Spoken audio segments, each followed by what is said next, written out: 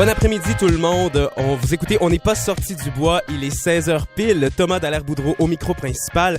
Je sais pas pour vous, mais moi, personnellement, je suis en train de me remettre là, des journées de froid, des derniers jours, des moins 28 degrés Celsius, je suis pas capable, puis ça perdure.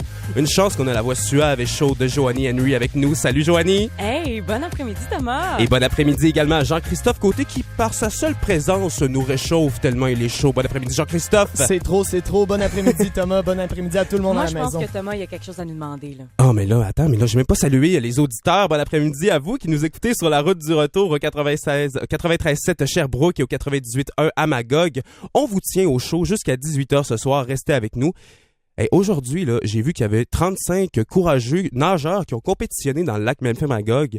Aujourd'hui et demain, je sais pas pour vous, mais pour moi, c'est un exploit à cette température-là. Moi, hypothermie, incroyable. Juste à y penser. J'ai marché de ma porte à ma voiture et je me trouvais courageuse, là. C'est incroyable. C'est d'ailleurs notre question du jour parce qu'on parle d'exploit, là. Quel est l'exploit que vous avez réalisé qui vous rend le plus fier? Donc, vous pouvez déjà répondre à la question sur notre page Facebook puisqu'elle est déjà publiée et vous pouvez également répondre par courriel au studio 93.7 à commercial rythmefm.com. Dépêchez-vous de nous écrire parce qu'on adore ça, vous lire. Et Joanie, dans quelques minutes, toi, tu nous parles d'une journée qui est très importante, la journée de la femme. Ben oui, c'est le 8 mars, la journée de la femme, qui est une journée de célébration, mais surtout de manifestation. On va y revenir un peu tu vas plus nous parler de ça avec passion, j'en suis persuadé. Comme toujours. Et on a une nouvelle de dernière heure. On vient d'apprendre qu'il y a un accident majeur sur l'autoroute 10 entre Sherbrooke et Magog qui implique un camion cube. Donc, il y a un important ralentissement en ce moment à prévoir. Donc, il y a plus d'informations à venir dans les prochaines minutes. Donc, il est déjà 16h01. On s'informe. Vendredi 4 mars, ici Jean-Christophe Côté et voici vos nouvelles. Une manifestation sous haute surveillance a eu lieu hier midi devant l'hôtel de ville de Sherbrooke. Des membres de la coalition canadienne des citoyens inquiets, un mouvement nationaliste d'extrême droite, tenaient une manifestation afin de contester la motion M103. Cette motion contre l'islamophobie représente selon eux une menace pour la liberté d'expression. Des militants de gauche ont répliqué en se présentant sur place afin d'effectuer une contre-manifestation. De vigoureux échanges verbaux ont eu lieu, mais aucun débordement n'a été rapporté. Une entente de principe est intervenue entre les professeurs et la direction de l'Université de Sherbrooke. Les professeurs syndiqués seront appelés à se prononcer mardi après-midi sur l'entente de principe conclue hier en fin de journée. La présence d'un médiateur semblerait avoir fait la différence dans ce conflit qui dure depuis plus de 2 ans. Les salaires et la pénurie de ressources professorales étaient au cœur du litige. 156 millions de dollars seront investis sur le réseau routier estrien entre 2017 et 2019. Ce montant représente une augmentation de 32 millions de dollars par rapport à la dernière programmation des investissements. Les principaux chantiers devraient être dévoilés vendredi prochain, ainsi que le volet 2 du prolongement de l'autoroute 410 devrait figurer dans cette planification. Et en terminant, Ghislain Bolduc, le député de Lac-Mégantic, a indiqué que le gouvernement provincial a entendu l'impatience des Méganticois face au dossier de la voie de contournement ferroviaire. Il soutient toutefois que la complexité du projet, additionnée au nombre d'intervenants impliqués, force une très grande prudence. Cette déclaration du député Bolduc ne rassure pas la coalition des citoyens et organismes engagés pour la sécurité ferroviaire, qui exige notamment une rencontre avec le ministre de l'Environnement, David Hurtel, et le ministre des Transports, Laurent Lessard. La coalition vise une intervention directe auprès du gouvernement du Québec afin d'accélérer le processus de l'étude de faisabilité ainsi que de la construction. Et voilà, c'est ce qui complète vos informations Cogeco Nouvelles. Les amis, il est déjà 16h04. Qui dit 16h04 dit jeu. Oh, yeah! Notre traditionnel jeu hebdomadaire. Aujourd'hui, j'ai décidé qu'on allait jouer à qui a dit quoi parce que il s'est dit beaucoup de choses cette semaine. C'est très très simple, on a déjà joué. Donc je vais citer quelqu'un et vous devrez deviner avec mes choix de réponse quand même qui a dit cette citation. Classique. Je suis Classique. très contente que tu me donnes l'opportunité de me rattraper parce que vendredi dernier, c'est un échec total. C'est un échec Donc total. Là, il faut que ma performance soit meilleure. C'est ta chance, ma belle Joanie Henry. On te souhaite toute la meilleure chance du monde. Première citation. Moi, les non-croyants, j'y crois de moins en moins. Qui a dit ça? A. Sœur Angèle. Surprenant. Ah, B. pourquoi pas? Jean Tremblay. C. Denis Coderre. Ou D. Sylvain Cossette. Ah! Denis Coderre? Ben non. Droit de réplique à Jean-Christophe. Jean Tremblay, clairement. Effectivement, Jean Tremblay qui a déclaré ceci sur les Voyons, ondes d'une radio de Québec. Voilà, il y croit de moins en moins, les non-croyants. Donc, c'est ainsi. Deuxième citation. Un homme accusé d'être l'auteur de cette fusillade à la Grande Mosquée Alexandre Barrette a brièvement comparu ce matin au Palais de justice de Québec. Qui a fait ce petit lapsus? A. Céline Galipo. B. Bernard Drinville. C. Patrice Roy. Ou D. Sylvain Cossette. Pourquoi pas? C'est Patrice Roy. Mais c'est un petit lapsus. C'est un tout petit lapsus. Ben oui. On salue Alexandre Barrette. Ben oui. Effectivement, donc il voulait effectivement dire Alexandre Bissonnette, qui est le présumé auteur de la fusillade de la mosquée de Québec. Donc bonjour Alexandre Barrette, qui voilà, un Qui doit pleurer dans son taxi. Un petit lapsus de la part de Patrice Roy. J'ai ici une autre citation qui dit « Les médecins ont découvert que je faisais une prostatite aiguë et une importante infection urinaire. Oh, c'est Je beaucoup serai de au confessions. repos jusqu'au 28 mars prochain. » Ah, Qui ben a dit oui. ça? A. Gérald de Tremblay. B. Denis Coderre. C. Paul Oud. Ou D. Sylvain Cossette.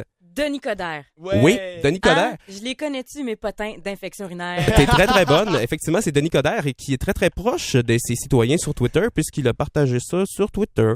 Quelque chose de... Pourquoi pas? hein? Pourquoi pas? Mais il est proche de ses citoyens, Ben, Denis regarde. Coderre. Tu sais. C'est ça, effectivement. Authentique jusqu'à la fin. Authentique jusqu'à la fin. Attention ici. Make SPVM great again. Ah, misère. A. Denis Coderre. B. Philippe Couillard. C. Donald Trump. Ou D. Une casquette. Ben voyons. Oh! C'est une casquette. Ben oui. C'était facile. Je voulais faire une question au piège. J'aurais pas dû écrire casquette. Ben, c'est farfelu. Ouais, c'est ça. C'était inspiré effectivement de Make America Great Again sur la casquette de Donald Trump, des partisans de Donald Trump. Le SPVM a concocté une petite casquette avec cette Discutable. citation discutable. Et petite dernière citation. Ce soir, je suis le chef invité avec le chef Jean-Pierre Curta au Casino de Montréal. #Still Cooking. A. Donald Trump. B. Ricardo. C. Marie-Lou. Ou D. Sylvain Cossette. Hey, qu'est-ce qui t'a fait, Sylvain Cossette? Ouais. Ah, mais je sais pas, mais moi, Hein, non? Ça se peut-tu que tu t'équipes avec André Waters? T'as un petit kick dessus? On s'en reparlera un petit peu plus tard après l'émission. Est-ce que c'est Sylvain Cossette qui a dit ça? C'est ça ta réponse pour finale? la blague, je vais dire oui. Pour la blague? Ricardo. Ricardo, non, c'est Sylvain Cossette Bon, qui bravo. était dans le cadre de Montréal en Lumière, une activité avec, c'est ça, le chef Jean-Pierre Curta, Sylvain Cossette. Voilà. Donc, malheureusement, C'est la fin. j'ai pas Qui a remonté gagné? la pente. Non, C'est t'as moi. pas monté la C'est pente. C'est Jean-Christophe Jean-Christophe. Côté qui a gagné le Oh. jeu. 16h07, Joanie Henry. Oui. Déjà 16h07. Aujourd'hui, tu es une femme, en tout cas, j'espère. Juste Et aujourd'hui. juste aujourd'hui. Et qui de mieux qu'une femme pour nous parler de la journée de la femme? Ben, écoute, la journée de la femme, oui, c'est le 8 mars prochain. Et c'est une journée de manifestation à travers le monde et une journée de célébration également. C'est l'occasion de faire un bilan sur la situation des femmes. Traditionnellement, les groupes et associations de militants préparent des manifestations pour fêter les victoires et les acquis, mais aussi et surtout pour faire entendre leurs revendications en fait d'améliorer la situation des femmes. Ouais. À chaque année, l'ONU Femmes définit une thématique différente et pour 2017, c'est les femmes dans un monde du travail en évolution, une planète 50-50 d'ici 2030. Et moi, ça m'a inspiré ce devoir de souhaiter quelque chose aux femmes Dis dans donc. l'avenir. Et j'ai envie de faire mes souhaits pour les femmes. Alors, allons-y, messieurs. Je souhaite que les femmes puissent s'épiler la moustache en paix et le crier haut et fort parce que, ben oui, les gars, nous autres aussi, on s'épile les poils dans le visage. Non. Et oui, je souhaite que la femme ait le droit à des cours de maquillage gratuits parce que, on va se le dire, c'est pas tout le monde qui est... En fait, c'est pas toutes les femmes qui sont bonnes là-dedans. Et moi, personnellement, je suis pas Picasso. J'ai même été capable de couler un cours d'art plastique au secondaire. Alors, à un moment donné, aidez-moi quelqu'un. Je souhaite que la femme puisse avoir accès à un bon soutien-gorge en tout temps. Parce que faire du sport avec un top mou, ça fait mal. Mais pas autant que le moment où le petit anneau de métal décide de sortir et de te rentrer dans les côtes. C'est aussi agréable que déneiger son auto à moins 40. Oh, ça, c'est fâchant. Ça, c'est une référence que je comprends pas. Non, le moi non petit plus. anneau, mais je suis avec vous, les filles. C'est pour toutes les femmes qui nous écoutent. je sais Je pas. souhaite aussi à la femme que les compagnies de produits hygiéniques visent la qualité et non la quantité parce que choisir une boîte de tampons à la pharmacie, c'est aussi difficile que choisir quel film on écoute sur Netflix un dimanche soir. À un moment donné, il y a trop de choix. Mhm. Et finalement, je souhaite surtout à la femme d'oser. Tu sais, soyons sérieux un peu, là. Je souhaite à la femme de s'exprimer, de prendre sa place. Je lui souhaite de la liberté et surtout de la légèreté. Mhm. Je lui souhaite de vivre. Je souhaite, en fait, toujours plus de victoire à la femme. Je nous souhaite à nous, parce que je reste une femme, même si Tom en doute, que la journée du 8 mars ne soit plus une journée de manifestation, mais bien une journée de célébration. Oh, c'est beau. La célébration de l'égalité, messieurs. Joanie Henry, hey, une autre chronique tellement touchante et pleine de vérité. Je suis vraiment touché. Ben, Encore merci, une fois, cette Thomas. semaine, tu nous surprends, Joanie Henry. Je suis Merci là pour beaucoup. ça. Merci beaucoup. 16h10, on reçoit tellement de réponses à notre question du jour. Ah oui. Qui était quel est l'exploit que vous avez réalisé dont vous êtes le plus fier? Une question inspirante donne des réponses inspirantes également. On a Gabriel Archambault qui nous dit que la fois où il a fait rire tout le monde lors d'une soirée d'humour open mic, c'était comme un rêve qui se réalisait. Ah, C'est beau, hein? magnifique. J'adore cette question-là. On en reçoit plein de choses. Il y a Aurélie Savard qui nous dit qu'elle a réussi à changer son nom de famille pour prendre celui de sa mère qui l'a élevée toute seule. Donc, Oh elle avait le nom de my famille God. de son père qui était absent. Donc, elle a réussi à changer son nom de famille pour prendre celui de sa mère. C'est Ah, très, très, beau, très, ça. très, Ouais, très c'est beau. Très beau. Et on a aussi des réponses un petit peu loufoques, comme Guillaume Jacques, qui lui nous dit qu'il a déjà rentré 21 guimauves dans sa bouche. Voyons ça, c'est Jean-Christophe qui a écrit ça. Non, non, non. Non, c'est Guillaume. C'est l'anonymat. Je jure que c'est pas Jean-Christophe, quoique ça aurait pu être possible. J'avoue que ça peut porter à confusion, Jean-Christophe Côté. Non, je vous assure. C'est pas moi. Et on a également Francine Dubois qui nous dit que sa plus grande fierté, son plus bel exploit, c'est ses enfants qui ont maintenant tous un emploi et des enfants. Ah, ben voyons. C'est beau, hein? C'est très, très beau. Toi, Joanie Henry, ton plus bel exploit que tu as fait dans ta vie. Écoute, moi, récemment, là, j'ai recommencé à faire de la musique. Et sincèrement, je suis vraiment fière de ça parce que je pense qu'on l'a tous déjà fait. Un jour, laisser un domaine de côté, une passion qu'on avait parce qu'on trouvait qu'on n'était pas très bon, On n'a pas qu'on le n'avait temps. pas le courage. Ah, ouais. Puis j'ai recommencé à faire de la musique, puis je suis vraiment fière de moi. C'est tellement beau et touchant. Moi, j'allais dire, j'ai réussi à faire un tartare la semaine passée. C'est pas mal Hey, moins. attends, là. Un Mais quoi- tartare, c'est dur à bien réussir. On Ok. te le donne, Thomas. Non, mais c'est très gentil. Toi, Jean-Christophe, très rapidement. Ben, très rapidement, moi, tu sais, Joanie recommence la musique, puis moi, j'ai fini Mario Kart 64. C'est ça. Ah, ben quand Donc, même. Ça t'arrive au troisième des top 4. Tu sais, quand même, musique, tartare et Mario Kart. mais misère. En tout cas, continuez quand Ça même va à nous bien. envoyer vos exploits via notre page Facebook ainsi que via courriel au studio 93.7 à commercial rythmefm.com. On attend vos réponses, on adore vous lire. Et de ça, continuez, on vous revient dans 30 L'actualité secondes. au 107.7 Estrie, ce sont 30 bulletins de nouvelles par jour en semaine. Jour après jour, nos journalistes sont à l'affût de l'actualité pour vous rapporter l'information qui vous interpelle. Ici Jenny Dandonneau. Chaque jour, je vous questionne, je récolte vos réactions et je scrute la toile à la recherche des dernières informations. Que ce soit via Facebook, Twitter ou encore par téléphone, vous et moi travaillons en étroite collaboration le matin et le midi. Pour tout savoir de l'actualité générale, sportive et culturelle, c'est au 107.7 Estrie. Attendez-vous à plus. On est de retour à On n'est pas sorti du bois. On vous parlait en début d'émission qu'il y avait un accident majeur sur l'autoroute 10 entre Sherbrooke et Magog qui impliquait un camion cube. On a eu un léger développement, Jean-Christophe Côté. Oui, on a appris que le camion cube se serait retrouvé entre ciel et terre sur le viaduc surplombant le chemin Édouard-Roy dans le secteur d'Auville. Il y a une voie de circulation qui a été retranchée dans le secteur, occasionnant un grave bouchon de circulation sur plus de 5 km. Donc, on évite le secteur absolument. On a une photo de l'incident actuellement. On va la publier sur notre page Facebook. On n'est pas sorti du bois. Donc, évitez le secteur à tout prix. Voilà. Parce que c'est ça, 5 km de bouchon Voilà. actuellement. Restez à l'affût sur nos réseaux sociaux, sur Facebook. On vous transmet en direct tous les développements concernant cet accident majeur sur l'autoroute 10. Aujourd'hui, on fait un petit retour sur l'actualité municipale de la semaine. Et justement, il y a eu beaucoup de mouvements cette semaine, Jean-Christophe. En vue des élections de novembre prochain, on apprenait entre autres que Mariette Fugère allait tenter un retour dans l'arène politique. Oui, l'ancienne conseillère se présentera sous la bannière du renouveau Sherbrookeois dans le district 2.4. On va assister à une revanche dans ce district qu'elle a perdu en 2013 aux mains de la candidate indépendante Hélène Dauphinet. Ce retour-là a été accueilli de façon hyper favorable tant par le maire Bernard Sévigny que par les conseillères Danielle Berthold et Louis Dabrochu. Mais après cette annonce-là, je pense que Hélène Dauphinet a eu droit à plusieurs critiques. Oui, des critiques qui visent principalement ces nombreuses objections aux propositions présentées par le renouveau Sherbrookeois. Madame Dauphinet, qui était en vacances lors de cet épisode, a toutefois souhaité répondre à ces attaques en disant qu'elle est fière de son bilan et qu'elle n'est pas le genre de conseillère à accepter tout et n'importe quoi en souriant.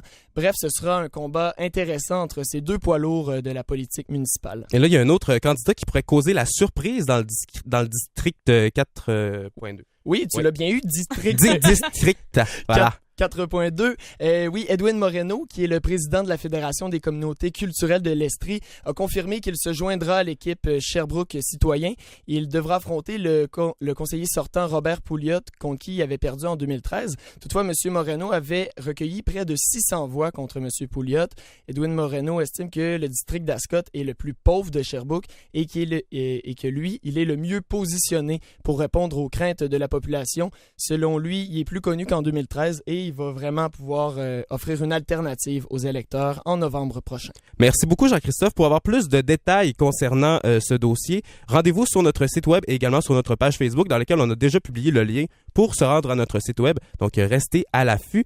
J'ai vu cette semaine sur mon fil d'actualité Facebook, il y a une Indienne originaire de Calcutta qui a trouvé un lézard mort dans ses frites McDo. Et là là. Ouais, j'ai vu ça passer et j'imagine que c'est l'équivalent de trouver une espèce de rat dans son Big Mac ici, là, parce que c'est bien rare qu'on trouve des lézards dans nos hamburgers. Il y en a moins dans nos Je souhaite ça à personne, là. Je souhaite ça à personne. Mais en tout cas, ça m'amène à ma question du confessionnal d'aujourd'hui. Votre pire expérience de restauration?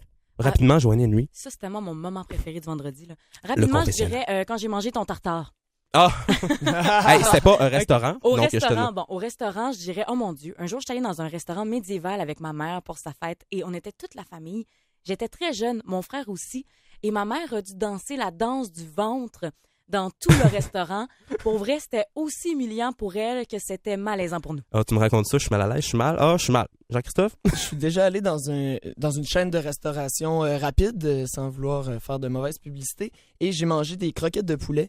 Et le lendemain matin, je me suis réveillé et j'avais une petite plume de poignée dans les molaires en arrière. Ah. Ouais. Mais vous savez ça, au moins, c'est le type d'histoire, là, tu sais, le lézard dans le... Ça peut pas nous arriver ici parce que le McDo sur la King est fermé. Donc, on va avoir une petite pause là, de lézard dans nos croquettes. Non, Ouais, c'est vrai qu'il n'y a aucun McDo ailleurs. Mais... Non. Il va falloir aller au Walmart pour ça. Voilà. C'est vrai. Moi, ma pire expérience, mon Dieu, je dirais que j'avais un restaurant de sushi que je nommerais pas. J'y allais régulièrement, puis un jour, je suis allé et le lendemain, il a fermé parce qu'il était, pour malpropreté, excréments de rats et tout ça. Donc, c'était un peu tannant. Donc, c'est ma pire expérience au niveau de la restauration. J'ai publié l'article en question sur la page Facebook. N'hésitez pas à commenter puis à nous raconter vos pires expériences de restauration. On adore vous lire. Et la question du jour, qui est toujours active, qui était votre pire exploit, on reçoit encore tout plein de réponses. On a d'ailleurs David Fréchette qui nous dit que son plus bel exploit, c'est d'avoir aidé avec des dizaines de bénévoles à construire une école au Burkina Faso lorsqu'il était au cégep. Donc, c'était un échange étudiant. On a plein de réponses comme ça. Il y a Gilles Bouchard qui lui dit qu'il a réussi à ne pas finir son sac de Doritos hier. Donc, on le salue. Hey, monsieur... je le comprends tellement. Moi aussi, c'est un exploit. Si je mange pas ça une soirée, là, je suis très, très fière. Voilà. 16h17 minutes. Jean-Christophe, au sport, c'était une douloureuse défaite hier pour le Phoenix de Sherbrooke. Oui, hier soir, le Phoenix s'est incliné 5-2 face aux Olympiques de Gatineau. Il s'agissait d'un des matchs les plus importants de la saison afin d'éviter l'exclusion des séries. Le retour de la recrue Anderson McDonald n'a pas suffi aux Sherbrookois pour vaincre les Olympiques. Auteur de 8 buts en 4 rencontres, le numéro 91 a été blanchi de la feuille de pointage alors que Zach McEwen préparait 3 buts des siens pour leur permettre de l'emporter 5-2. Et démontrant de plus en plus d'aplomb depuis quelques matchs, le Canadien a été en mesure de rivaliser avec l'une des meilleures formations de la LNH. Il a signé une victoire de 4-1 hier face aux Rangers de New York. Shea Weber, Arturi Lekonen et Andrew Shaw et Jordy Ben ont touché la cible pour le tricolore qui a enregistré une 5e victoire consécutive, les 2 dernières en temps réglementaire après 3 gains d'affilée en prolongation. C'est vraiment bon signe pour la saison du Canadien qui se poursuit actuellement. Et effectivement. Et pour ce qui est de la scène culturelle en fin de semaine, on a beaucoup de choix si vous voulez pas vous ennuyer en Estrie. Entre autres, pour les nostalgiques, il y a un hommage à Supertramp, donc Tramp of the Century, qui est au Théâtre Grenada. C'est un hommage qui est très, très bien exécuté. Donc, les fans, vous allez adorer ça. Ça nous permet de redécouvrir nos vieux coups de cœur. Et au retour... Je sais pas si vous êtes au courant, mais on reçoit Alexandre Poulain, qui est un gars de Sherbrooke et qui va venir nous visiter en studio. Il est au spectacle au Vieux Clocher de Magog. Donc, demain soir, Joanie, t'as déjà vu Alexandre Poulain live en spectacle? Oui, et quelle chance, je vous le souhaite. Ça paraît que ce gars-là est un professeur à la base parce qu'il a une capacité de créer une intimité avec son public qui est incroyable. C'est vraiment impressionnant. Et je pense que c'est son petit côté pédagogue peut-être là, qui peut faire ça. Dans une salle comme le Vieux Clocher de Magog qui a 400 places, moi, je pense sincèrement que c'est une formule gagnante. Effectivement. Et pour les fans d'Alexandre Poulain, non seulement il va être en studio, mais il va nous performer une une chanson live en studio. Donc, restez là et on a également une paire de billets à vous faire tirer. Donc, au retour, on vous explique ça rapidement. Jean-Christophe? Oui, après la pause, justement, on va parler avec Martin Carrier, le relationniste du service de police de Sherbrooke, qui nous a appris que c'est un véhicule qui aurait dérapé dans l'accident sur l'autoroute 10. On a appris que c'est un véhicule qui aurait dérapé devant le véhicule sur l'autoroute en direction de Magog, qui serait à l'origine de cet incident. On note quelques blessés mineurs, mais ce sont essentiellement des accidents matériels. Et c'est la porte-parole de la Sûreté du Québec, Aurélie Guindon, qui nous l'apprend. Merci Jean-Christophe. On écoute Shape of You de Ed Sheeran sur RMFM.